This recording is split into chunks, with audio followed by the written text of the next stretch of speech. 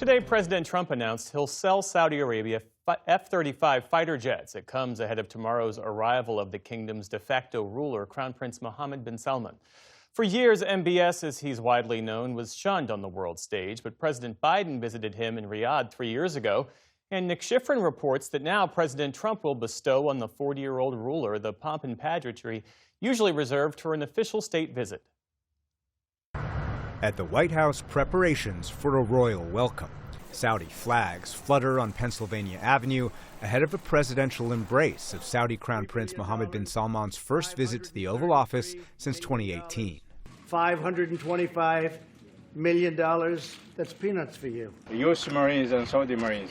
The two are expected to sign a new defense pact that will expand training, commit the U.S. to consider military intervention if Saudi Arabia were attacked, and sell the U.S.'s most advanced fighter jet, the F-35. We will be doing that. We'll be selling F-35s here. An engineering marvel. The U.S. and Saudi Arabia are also expected to sign an artificial intelligence agreement that will allow Saudi Arabia to purchase the world's most advanced computer chips. A nuclear agreement, although it's not clear whether Saudi Arabia will be allowed to enrich its own uranium, and a joint mining and distribution agreement of Saudi rare earth minerals. But what won't be signed tomorrow, one of President Trump's biggest priorities. I hope that Saudi Arabia will be going into the Abraham Accords fairly shortly.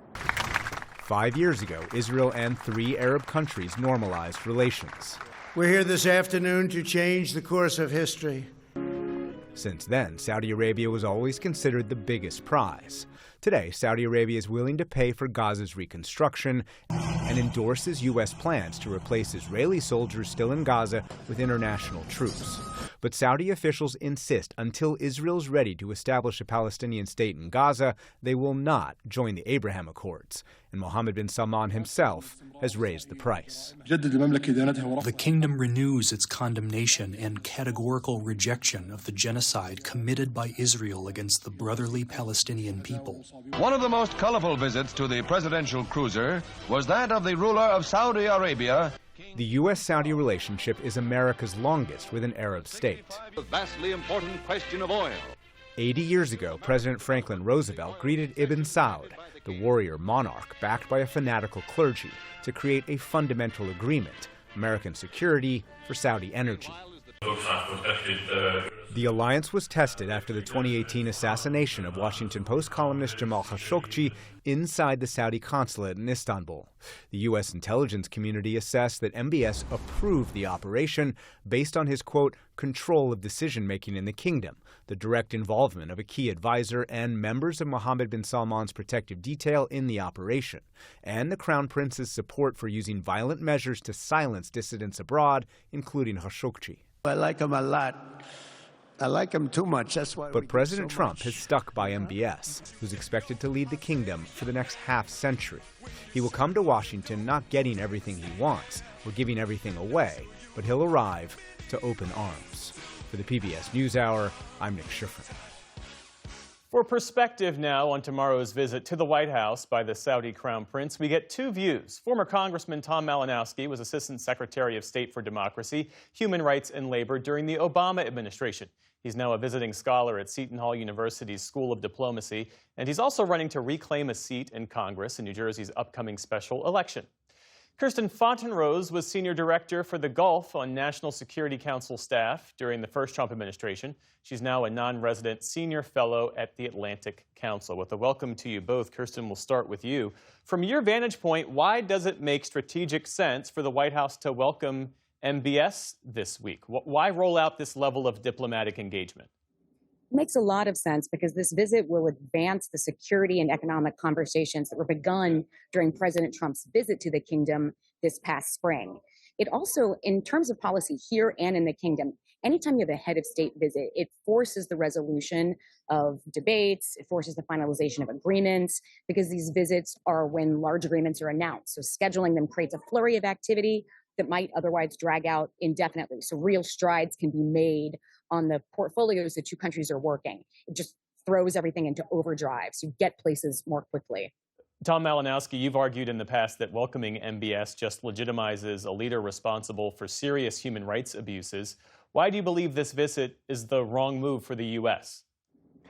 I would never argue that we shouldn't talk to MBS. He's the leader of Saudi Arabia. We have to engage. But look at the emerging deal around this visit.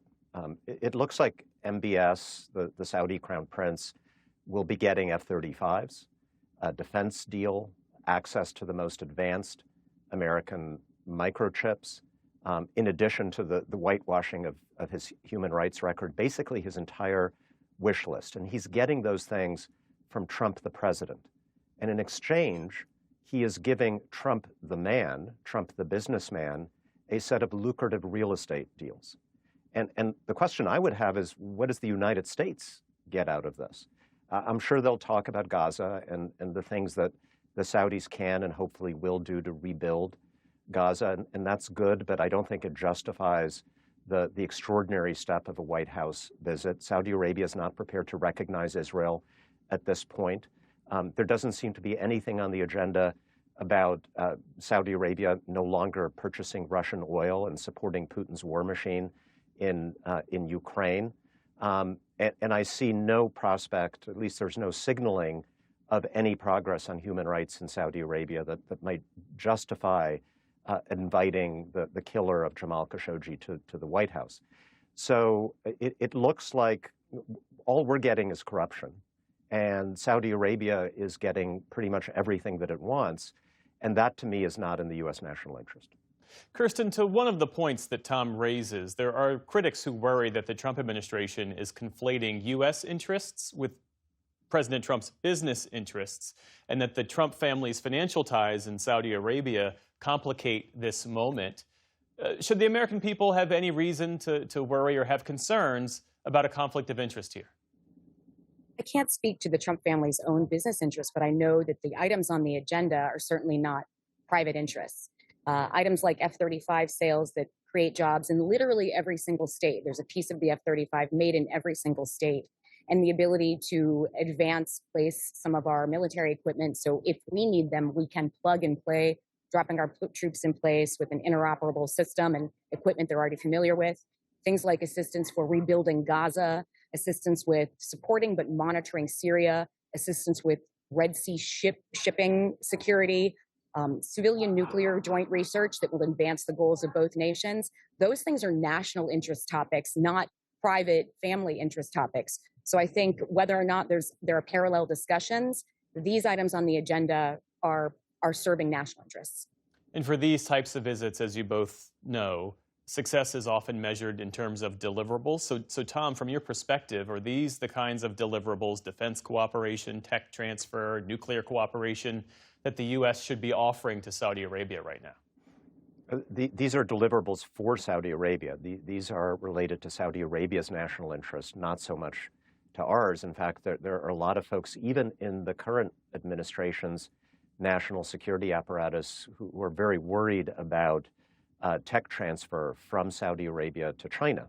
This is one reason F-35s have been held up in the past. And for the same reasons, I think it is a terrible idea to be giving Saudi Arabia access to the most advanced American microchips. So the deliverables are all on their side, and the discussions about the Trump family's business interest are what led up to this visit. And you know, it's not just a conflict of interest, it is a complete defiance of the Constitution of the United States, which says that presidents are not allowed to receive emoluments, which means fees, salaries, profits from foreign governments. In fact, the Constitution, in its antiquated but actually quite relevant to the current day language, specifies you're not supposed to receive those things from foreign princes. And here we are in the 21st century, a president essentially laughing at the explicit language of the Constitution. And I think that colors everything about this visit. Shifting our focus back to MBS, Kirsten, there are those who argue that MBS is more repressive at home than any Saudi leader in modern history. What makes you confident that a White House visit won't just embolden him? Every U.S. administration, Trump did in the first administration, certainly Obama, Biden, Trump again, we always raise our human rights concerns with heads of state. Saudi or otherwise, but we do it privately. We do it behind the scenes because airing dirty laundry is never the way to soften up a potentially oppressive leader to change that tune.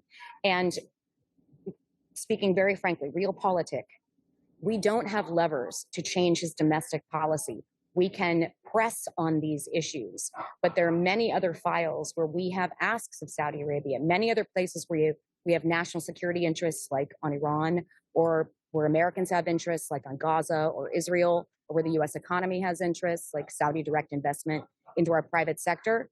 So we can make these asks, but if they are considered the number one ask, then we put at risk our ability to achieve the others. Kirsten Fontenrose, Tom Malinowski, our thanks to you both. Thank you.